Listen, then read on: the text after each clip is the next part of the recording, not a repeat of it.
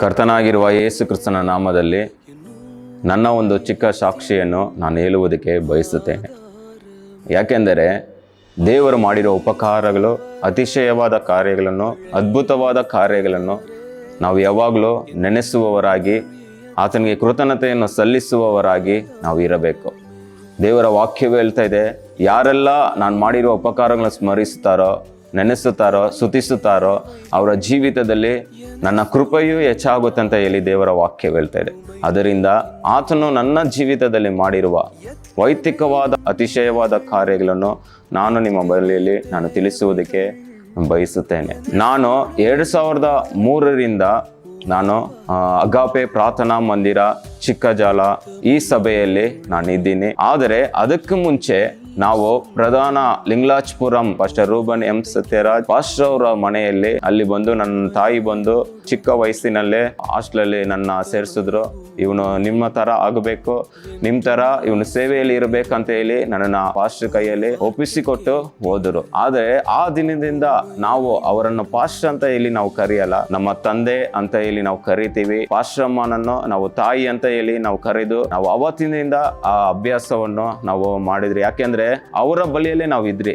ಅವರೇ ನಮಗೆ ಆಶ್ರಯವಾಗಿ ನಮ್ಮನ್ನ ನೋಡ್ಕೊತಾ ಇದ್ರು, ನಮ್ಮನ್ನ ನಡೆಸ್ತಾ ಇದ್ರು, ಎಲ್ಲವನ್ನು ನಮಗೆ ಪ್ರತಿಯೊಂದು ಕಾರ್ಯಗಳನ್ನು ನಾವು ನೋಡ್ಕೊತಾ ಇದ್ರು. ಪಾಸ್ಟರ್ ಸಹ ನಮ್ಮನ್ನು ಅದೇ ರೀತಿಯಲ್ಲಿ ಪ್ರಾರ್ಥನೆಯಲ್ಲೂ ಅವರು ಮುಂಜಾನೆ ವೇಳೆಯಲ್ಲಿ ಪ್ರಾರ್ಥನೆ ನಡೆಸುವುದು, ನಮ್ಮನ್ನು ಎಬ್ಬಿಸಿ ಪ್ರಾರ್ಥನೆ ನಡೆಸುವುದು ಎಲ್ಲವನ್ನು ಅವರು ಆತ್ಮಿಕದಲ್ಲಿ ನಮ್ಮನ್ನ ಅಲ್ಲಿ ನಡೆಸಿದ್ರು. ಅನಂತರ ಕೆಲವು ದಿನಗಳ ಆದ ಮೇಲೆ ನಮ್ಮನ್ನು ಇಲ್ಲಿ ಅಗಾಪೆ ಪ್ರಾರ್ಥನಾ ಮಂದಿರ ಈ ಸ್ಥಳದಲ್ಲಿ ಒಂದು ಆಲಯವನ್ನು ಕಟ್ಟಿ ಇಲ್ಲೂ ಸಹ ಒಂದು ಬಾಯ್ಸ್ ಹೋಮ್ ಕಟ್ಟಿದೀವಿ ಅಂತ ಹೇಳಿ ಇಲ್ಲಿ ಕಳಿಸಿದ್ರು ನಮ್ಮನ್ನ. ಬಾಯ್ಸ್ ಎಲ್ಲ ನಾವು ಇಲ್ಲಿ ಬಂದ್ರಿ. ಇಲ್ಲಿ ಬರುವಾಗ 2003ರಲ್ಲಿ ಇಲ್ಲಿ ಬಂದ್ರಿ. ಇಲ್ಲಿ ಬರುವಾಗ ನಾನು ನೋಡಿದ್ದೀನಿ ನಮ್ಮ ಒಂದು ಗುಡಿಸಲು, ಈ ಅಗಾಪೆ ಪ್ರಾರ್ಥನಾ ಮಂದಿರ ಒಂದು ಗುಡಿಸಲು ಇಲ್ಲಿ ಮುಂದಗಡೆ, ಈ ಸಭೆಯ ಮುಂದಗಡೆನೆ ಆ ಗುಡಿಸಲೆಲ್ಲ ಹೋಗಿ ನಾವು ಆಟ ಆಡೋರು. ಅಲ್ಲೆಲ್ಲ ನಾವು ಆಟ ಆಡ್ಕೊಂಡು ಅದ್ರೊಳಗಡೆ ಎಲ್ಲ ಇದ್ರಿ ನಾವು. ಈ ಪ್ರಾಂತ್ಯದಲ್ಲಿ ಎಲ್ಲ ಕಾಡು ಪ್ರದೇಶ, ಈ ರಸ್ತೆ ಏರ್ಪೋರ್ಟ್ ರಸ್ತೆ ಬಂದು ಒಂದೇ ರಸ್ತೆ ಇತ್ತು. ನಾವು ಚಿಕ್ಕ ವಯಸ್ಸಿನಲ್ಲಿ ನಾವು ಅದನ್ನೆಲ್ಲ ನಾವು ನೋಡಿದ್ರಿ. ಈ ಸಭೆಯಲ್ಲಿ 2003ರಿಂದ ನಾನು ಇದ್ದೀನಿ. ಆದ್ರೆ ಈ ಸಭೆಯಲ್ಲಿ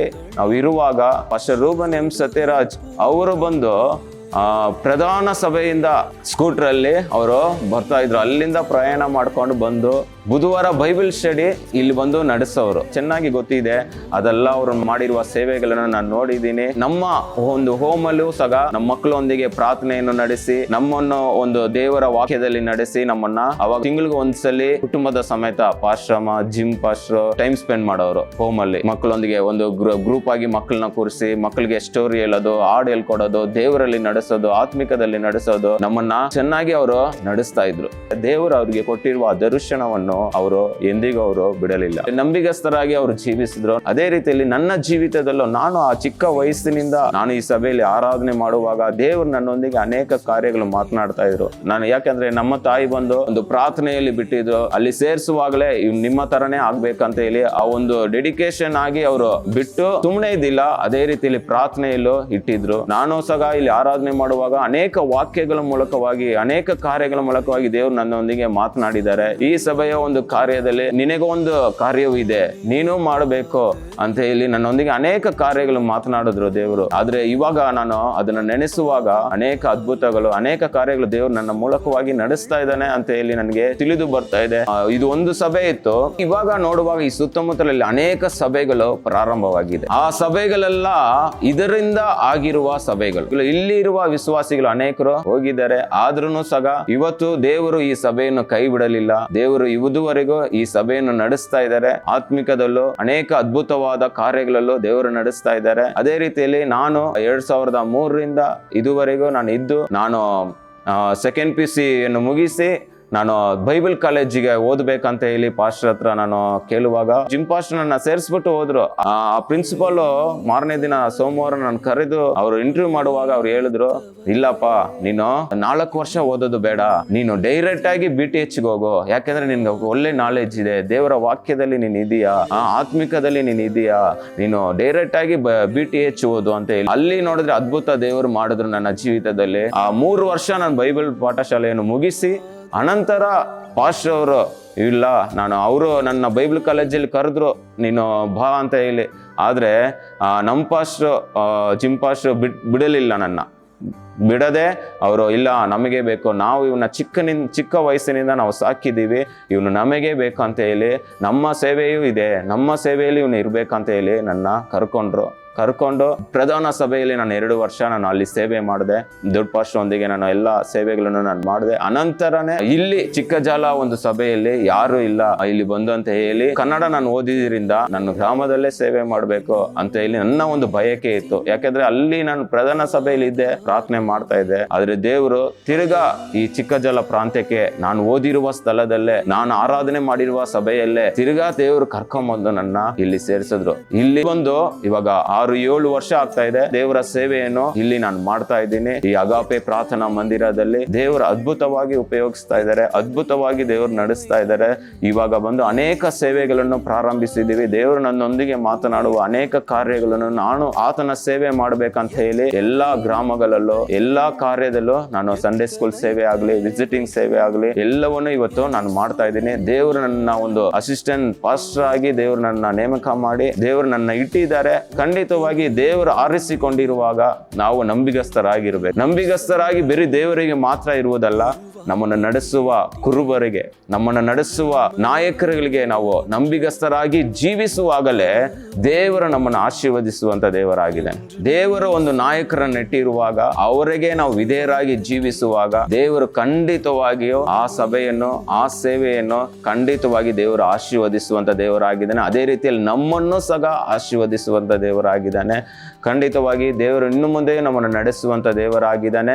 ಈ ಸಭೆಯಲ್ಲಿ ಅನೇಕರು ಕೂಡಿ ಬರುವಂತ ದೇವ ಮಕ್ಕಳ ಜೀವಿತದಲ್ಲೂ ದೇವರ ಅದ್ಭುತವನ್ನು ಮಾಡಿದ್ದಾನೆ. ಅನೇಕ ಹೊಸ ಆತ್ಮಗಳನ್ನು ದೇವರು ಇವಾಗ ಕರೆತಂದಿದ್ದಾನೆ. ಅನೇಕ ಆತ್ಮಗಳು ಈ ಸಭೆಯಲ್ಲಿ ಕೂಡಿ ಬರ್ತಾ ಇದ್ದಾರೆ. ಖಂಡಿತವಾಗಿಯೂ pastor Reuben M Sathyaraj bishop ಇವಾಗ ಅನೇಕ ಪಟ್ಟಗಳನ್ನು, ಅನೇಕ ದೇವರ ಘನವಾದ ಮಹಿಮೆಯಾದ ಕಾರ್ಯಗಳನ್ನು ಅವರಿಗೆ ದೇವರು ಕೊಟ್ಟಿದ್ದಾರೆ. ದೇವರು ಅವರಿಗೆ ಕೊಟ್ಟ ಈ ದರ್ಶನ ಆ ಕಾಲದಲ್ಲೇ ಬಂದು ಸೇವೆಯನ್ನು ಪ್ರಾರಂಭಿಸಿ ಅವರ ಸಾಕ್ಷಿಗಳನ್ನೆಲ್ಲ ಕೇಳುವಾಗ ನಮಗೆ ಒಂದು ಮನಸ್ಸಲ್ಲಿ ಒಂದು ಹಂಬಲ, ಮನಸ್ಸಲ್ಲಿ ಒಂದು ದಾಗ ನಮಗೆ ಉಂಟಾಗುತ್ತದೆ. ಯಾಕೆಂದ್ರೆ ನಾನು ಬೈಬಲ್ ಸ್ಕೂಲ್ ಓದಿ ನಾನು ಭಾನುವಾರ ಶನಿವಾರ ಅವ್ರ ಜೊತೆಯಲ್ಲಿ ಬರ್ತಾ ಇದೆ. ಅವ್ರ ಗಾಡಿಯಲ್ಲೇ ನನ್ನ ಕರ್ಕೊಂಡು ಹೋಗ್ತಾ ಇದ್ರು.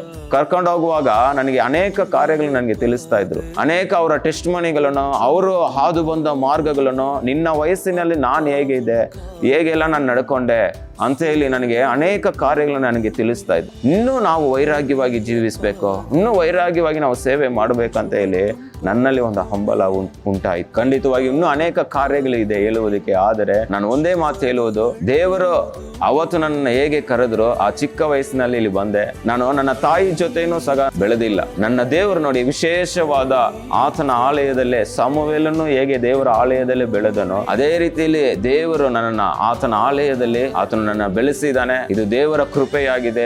ದೇವರ ಕೃಪೆಯು ಹೊಂದಿರುವುದು, ನಾನು ಹಾಕಿರುವ ವಸ್ತ್ರದು, ನಾನು ಊಟ ಮಾಡುವುದು, ಪ್ರತಿಯೊಂದು ದೇವರ ಕೃಪೆಯಿಂದಲೇ. ಆತನು ನನಗೆ ಕೊಟ್ಟಿರುವ ಕಾರ್ಯಗಳು, ಅದನ್ನು ನಾವು ಕೃತಜ್ಞತೆ ಉಳ್ಳವರಾಗಿ ನಾವು ನೆನೆಸುವವರಾಗಿರ್ಬೇಕು. ಅದನ್ನು ಮರೆತು ನಾವು ಜೀವಿಸಿದ್ರೆ ದೇವರಿಗೆ ನಾವು ಮೋಸ ಮಾಡುವ ಹಾಗೆ. ನಾವು ಮರೆಯದೆ ದೇವರಿಗೆ ಕೃತಜ್ಞತೆ ಉಳ್ಳವರಾಗಿ, ನನ್ನ ಜೀವಮಾನವೆಲ್ಲ ನಾನು ದೇವರಿಗೆ ಕೃತಜ್ಞತೆ ಉಳ್ಳವನಾಗಿ ಆತನ ಸೇವೆಯನ್ನು ಮಾಡುವವನಾಗಿ ಖಂಡಿತವಾಗಿ ನಾನು ಇರುತ್ತೀನಿ. ದೇವರು ನನ್ನ ನಡೆಸಲಿ. ಖಂಡಿತವಾಗಿ ಈ ಸಾಕ್ಷಿಯನ್ನು ನಾನು ಹೇಳುವುದಕ್ಕೆ ದೇವರು ನನಗೆ ಕೃಪೆ ಮಾಡಿದಕ್ಕಾಗಿ ನಾನು ದೇವರ ನಾಮದಲ್ಲಿ ನಾನು ವಂದನೆಯನ್ನು ಸಲ್ಲಿಸ್ತಾ ಇದ್ದೀನಿ. ಖಂಡಿತವಾಗಿ ಈ ಅಗಾಪೆ ಪ್ರಾರ್ಥನಾ ಮಂದಿರ ಈ ಸಭೆಯಲ್ಲಿರುವ ಪಾಸ್ಟರ್ ರೂಬನ್ ಎಂ ಸತ್ಯರಾಜ್ ಅವರ ಮಗನಾಗಿರುವ ಪಾಸ್ಟರ್ ಜಿಮ್ ಎಲಿಯಟ್ ಅವರನ್ನು ದೇವರ ನಾಮದಲ್ಲಿ ನಾನು ವಂದನೆಯನ್ನು ಸಲ್ಲಿಸ್ತಾ ಇದ್ದೀನಿ. ದೇವರು ನಿಮ್ಮ ಸೇವೆಗಳಲ್ಲಿ, ನಿಮ್ಮ ಜೊತೆಯಲ್ಲಿ ದೇವರು ಇರ್ತಾನೆ. ಖಂಡಿತವಾಗಿ ನಿಮ್ಮೊಂದಿಗೆ ನಾವು ಸಹ ಕೈ ಜೋಡಿಸಿ ನಿಮ್ಮ ಸೇವೆಯಲ್ಲಿ ದೇವರ ರಾಜ್ಯವನ್ನು ನಾವು ಕಟ್ಟುವವರಾಗಿ ಖಂಡಿತವಾಗಿ ನಾವು ಇರ್ತೀವಿ. ಈ ಸಭೆಯ ಎಲ್ಲಾ ವಿಶ್ವಾಸಿಗಳು ನಾವು ಸಹ ಕೃತಜ್ಞತೆ ಉಳ್ಳವರಾಗಿ ನಾವು ಇರ್ತೀವಿ. ಖಂಡಿತವಾಗಿ ದೇವರು ನಿಮ್ಮನ್ನು ಆಶೀರ್ವದಿಸಿ ಈ ಸಾಕ್ಷಿ ಹೇಳುವುದಕ್ಕೆ ದೇವರು ನನಗೆ ಈ ಸಮಯವನ್ನು ಕೊಟ್ಟಿದ್ದಕ್ಕಾಗಿ ದೇವರ ನಾಮದಲ್ಲಿ ನಾನು ವಂದನೆಯನ್ನು ಸಲ್ಲಿಸ್ತಾ ಇದ್ದೀನಿ. ಪ್ರೀತಿಯ ನನ್ನ ಸಹೋದರ ಸಹೋದರಿಯರೇ, ಈ ಚಿಕ್ಕಜಾಲ ಪ್ರಾಂತ್ಯದಲ್ಲಿ 22ನೇ ತಾರೀಕು ಬರುವ ಭಾನುವಾರ ನಮ್ಮ ಒಂದು ಸಭೆಯ ವಾರ್ಷಿಕೋತ್ಸವವನ್ನು ನಾವು ಆಚರಿಸುವುದಕ್ಕೆ ಇದ್ದೇವೆ. ಅದು ದೇವರ ಕೃತಜ್ಞತೆಯ ಒಂದು ಆರಾಧನೆಯಾಗಿ ನಾವು ಅದನ್ನು ಆಚರಿಸ್ತಾ ಇದ್ದೀವಿ. 29 ವರ್ಷವನ್ನು ಕಳೆದು 30ನೇ ವರ್ಷದಲ್ಲಿ ನಾವು ಕಾಲಿಡ್ತಾ ಇದ್ದೀವಿ. ಇದೆಲ್ಲ ಮನುಷ್ಯರ ಬಲದಿಂದ ಅಲ್ಲ, ಮನುಷ್ಯರ ಜ್ಞಾನದಿಂದ ಅಲ್ಲ, ದೇವರು ನಡೆಸಿರುವ ಕೃಪೆಯಾಗಿದೆ. ದೇವರು ಈ ಸಭೆಯಲ್ಲಿ ಮಾಡಿರುವ ಅತಿಶಯವಾದ ಕಾರ್ಯಗಳು, ಅದ್ಭುತವಾದ ಕಾರ್ಯಗಳು, ಆಶ್ಚರ್ಯವಾದ ಕಾರ್ಯಗಳು, ಎಣಿಸಲು ಆಗದ ಕಾರ್ಯಗಳಾಗಿದೆ. ನಾವು 30ನೇ ವರ್ಷದಲ್ಲಿ ಕಾಲಿಡುವಾಗ ಆ ಕೃತಜ್ಞತೆಯ ಆರಾಧನೆಯೊಂದಿಗೆ ನಾವು ಹೋಗಬೇಕಂತ ಹೇಳಿ ನಾವು ಬಯಸ್ತಾ ಇದ್ದೀವಿ. ದಯವಿಟ್ಟು ಅಗಾಪೆ ಪ್ರಾರ್ಥನಾ ಮಂದಿರ ಚಿಕ್ಕಜಾಲ ಸಭೆಯ ಸುತ್ತಮುತ್ತಲಿರುವ ಎಲ್ಲ ಗ್ರಾಮಗಳಿಂದ ಎಲ್ಲ ಸೇವಕರು ನೀವು ಕುಟುಂಬದ ಸಮೇತ ನಮ್ಮ ಆರಾಧನೆಯಲ್ಲಿ ಕೂಡಿ ಬರಬೇಕೆಂದು ನಾವು ದೇವರ ನಾಮದಲ್ಲಿ ಕೇಳಿಕೊಳ್ತಾ ಇದ್ದೀನಿ.